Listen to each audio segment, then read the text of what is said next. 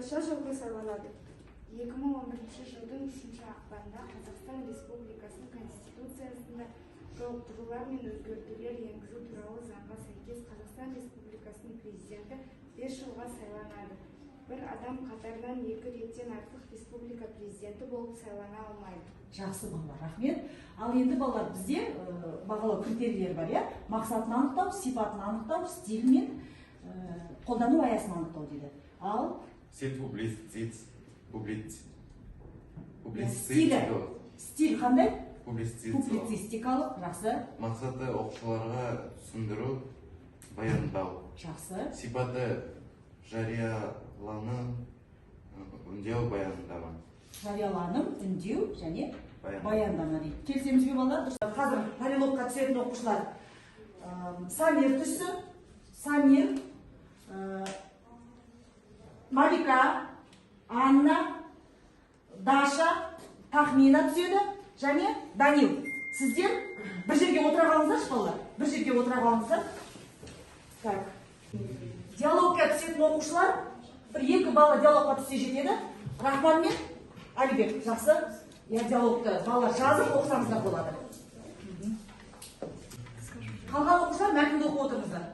Қалған оқушылар балалар мәтінді оқып отырамыз. Балалар онда дайын болсақ, диалогке Алибек, Рахман, Мархабат. Рахман. Сәлем, Алибек. Мемлекет басшысы кім? Мемлекет басшылы ал атқарушы біліктілігінде басшылы, сондай-ақ бас қолбасшы. Қазақ жері қандай аумақтарға бөлінеді? Қазақ жері әкімшілік аумақтың бөліністерге, облысының қалаларға, аудандарға, аулаларға бөлінеді. 2011 жылы 3 ақпанда Қазақстан Республика Конституциясына қандай өзгеріс енгізді? Қазақстан Республикасының президенттің 5 жылға сайлады. Bir адам қатарынан ел реттен артық президенті болып сайлана алмайды.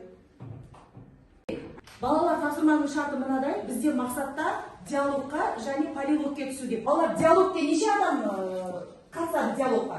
Диалогте неше адам қатысады, Әлбек? Диалогқа 2 адам қатысады. Жақсы, полилог? Малика? Тахмина кешіп. Полилогте бірнеше адам сұхбатқа түседі. Өте жақсы, тамаша. Балалар ендеше 4-ші тапсырманы тыңдайық, тыңдалым. 4-ші тапсырма. Президенттік республикада президенттің өкілеттігі кең болады.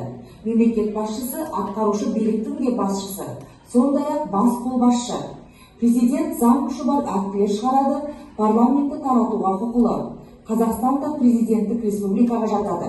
Президенттік республикада президентті халық сайлайды. Қазақ жері ұлттық аумақтарға емес, әкімшілік аумақтық бөліністерге, облыстарға, қалаларға, аудандарға, ауылдарға бөлінеді. Олар бір орталыққа бағындырылады. Мемлекетке заңды түрде сайланған президент басшылық етеді. Президенттік республикада парламенттен тыс президент сайланады, билік қалыптасады. Билік парламенттің алдында емес, президенттің алдында жауап береді. Мемлекет басшысының билігі парламенттік республикадағы билікке қарағанда кеңірек болады. Қазақстан Республикасы Конституциясының президент деп аталатын 3-ші бөлімі мемлекет басшысы ретінде президенттің жаңа мәртебесін толық ашады. Балалар, ендігі кезекте шығу парағы балалар. Қазір бағана жазған ПОПС формуласының астына мына 2 сұраққа жауап бере салыңыздар, сонымен сабағымызды аяқтаймыз. Қандай сұрақтарың бар? 2-ші сұрақ, келесі сабақта нені білгің келеді? Қазақстан тарихы туралы көбірек білгім келеді. Сабақ бойынша сұрақ жоқ. Келесі сабақта Қазақстан мемлекет туралы білгім келеді. Жақсы, рахмет. Алина? Мен сөйлем мүшелері туралы жақсылап білгім келеді. Сөйлем мүшелері туралы, тамаша, Алина, рахмет. Балалар, онда сабағымыз аяқталды. Балалар, ПОПС формуласын білеміз, иә? Қазір осы бойынша өз ойларыңызды жазып шығыңыздар. Дайынбыз ба? Кім оқып? Бір-екі оқушы оқысы, иә? Менің ойымша елді президент басқару керек, себебі мен оны басшысыз ел жетім деп түсіндіремін. Оны мен президентсіз мемлекеттің болмайтынын дағымен болмайтынын түсіндіремін. Жанболат, сіз не дейсіз? Менің ойымша Қазақстанның болашағы үлкен, себебі мен оны қазіргі жасалатын жатқан жұмыстарға қарап айта аламын. Жақсы, иә? Жақсы, иә? Менің ойымша президенттік республикада президент президенттің өкілдігі кең болады. Себебі мен оны президенттің жұмысының ауқымына қарап түсінемін. Оны мен көптеген саяси фактілермен дәлелдеймін. Осыған байланысты мен болашақта ел басқару ісіне араласамын деп шешімге келдім.